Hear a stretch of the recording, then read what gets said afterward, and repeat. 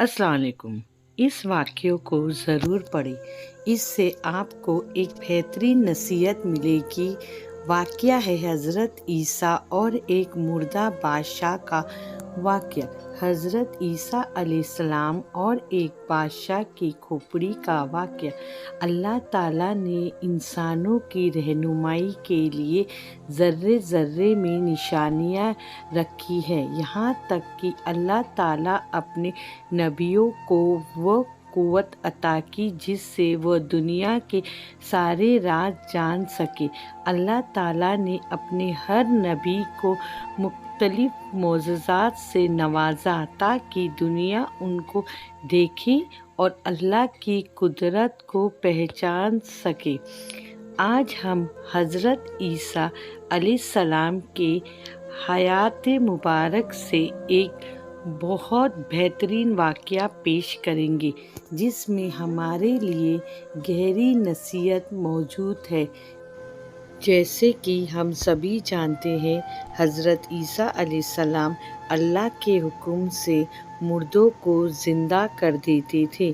फिर क्या हुआ जब उन्होंने एक बादशाह की खोपड़ी को रूह बख्शी। खोपड़ी ज़िंदा होकर क्या कही जानने के लिए वाक़ये को पूरा सुनें।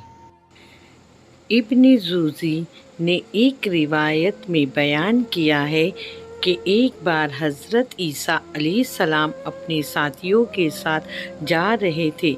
एक मुर्दा खोपड़ी पर नज़र पड़ी।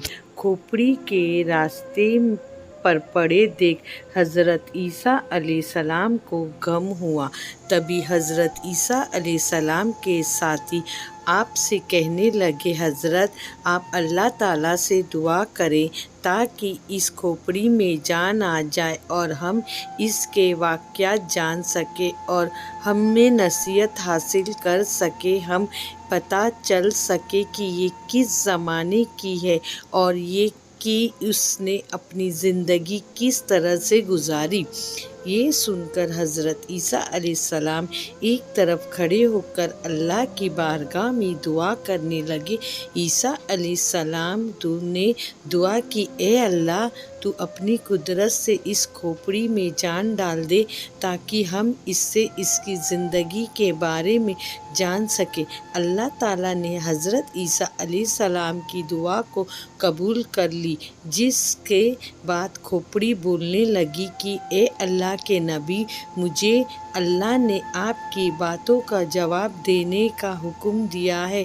आप पूछिए, क्या पूछना चाहते हो? ईसा अलैहिस्सलाम ने कहा, तू मुझे सबसे पहले ये बता कि तू इस दुनिया का कौन सी शख्सियत है। उस खोपड़ी ने जवाब दिया, मैं इस दुनिया का बादशाह था। ईसा अलैहिस्सलाम सवाल किए, तू कितने अरसे तक इस दुनिया में ज़िंदा रहा? उसने जवाब दिया, मैं 1000 साल तक इस दुनिया में ज़िंदा रहा। मुझसे हज़ारों औलाद हुई। ईसा अलैहिस्सलाम ने फिर सवाल किया कि तेरी हुकूमत कैसे थी? उसने जवाब दिया, ए अल्लाह के नबी, मैं एक घमंडी बादशाह था, मैं बड़ा लालची था।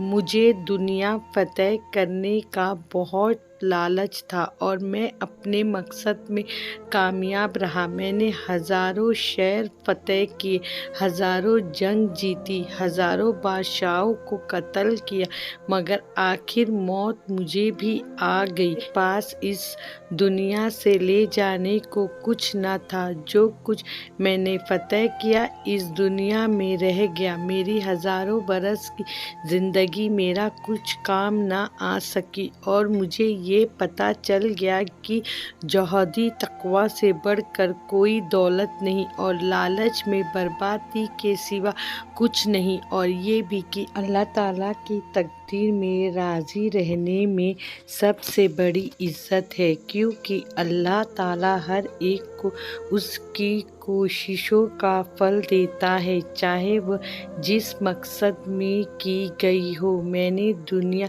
फतह करने में अपनी पूरी ज़िंदगी लगा दी और अल्लाह मुझे कामयाब करता चला गया और मैं अपनी कामयाबी के लालच में अपना इस दुनिया में आने का मकसद ही भूल गया।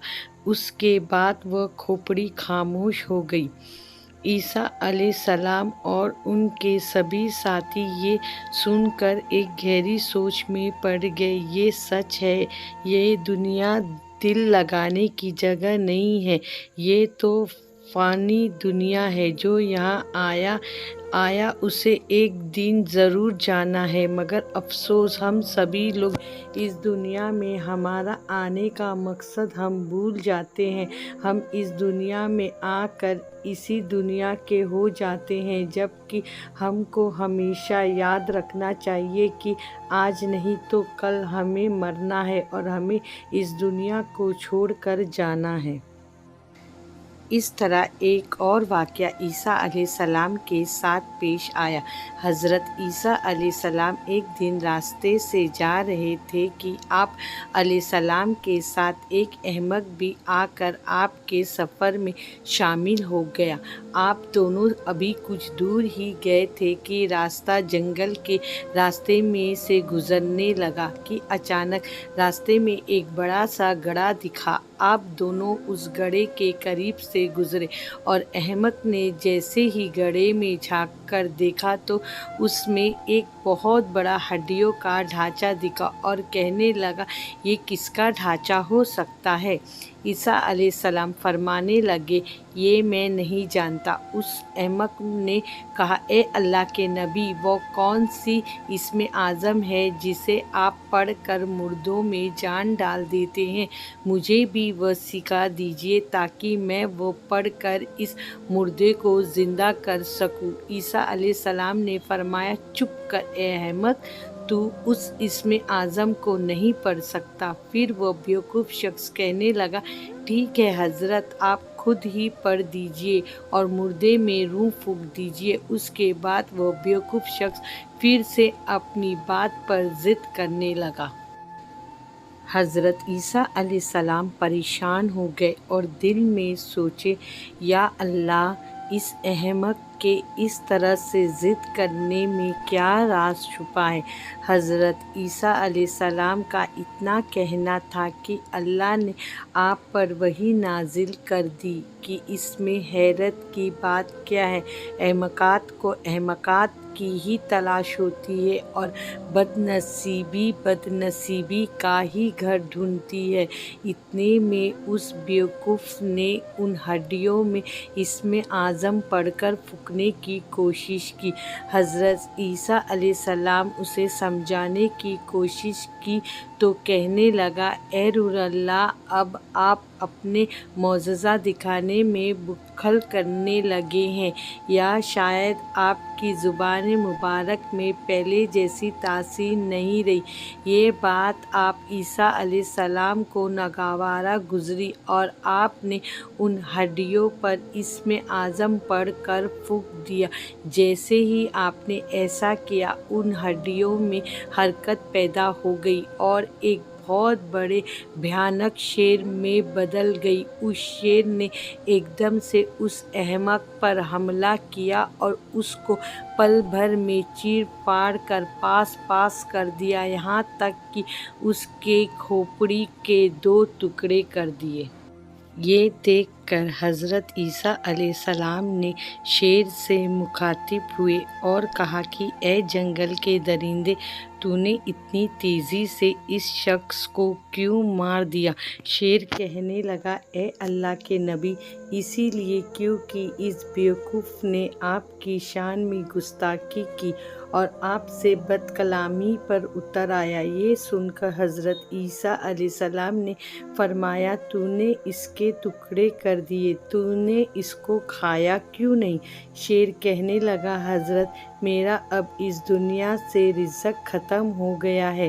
اگر اس دنیا میں ابھی تک میرا دانہ پانی ہوتا تو میں مردوں میں شمار نہیں کیا جاتا۔ اس کے بعد پھر وہ ایک بار ہڈیوں کا ڈھانچہ بن کر اسی گڑھے میں گر گیا۔ حضرت عیسیٰ علیہ السلام کے اس معجزہ سے پتہ چلتا ہے کہ اللہ دنیا کو حضرت عیسیٰ علیہ السلام کے ذریعے اس دنیا کی حقیقت سمجھانا چاہتے تھے۔ جو جس حال میں ہے اسی میں اللہ تعالیٰ کی کوئی نہ کوئی حکمت ضرور ہوتی ہے۔ क्या खूब कहा है किसी ने, न उरूस अच्छा है न जवाल अच्छा है, मेरे मालिक जिस हाल में रखे वही हाल अच्छा है। अगर आपको इस वाक़या से कुछ इल्म हासिल हुआ हो तो हमें लाइक, शेयर और सब्सक्राइब ज़रूर कीजिएगा और नोटिफिकेशन का बेल बटन ऑन रखिए कि हमारी वीडियो आप तक पहले पहुँचे। अल्लाह हाफिज़। दुआ में याद रखें।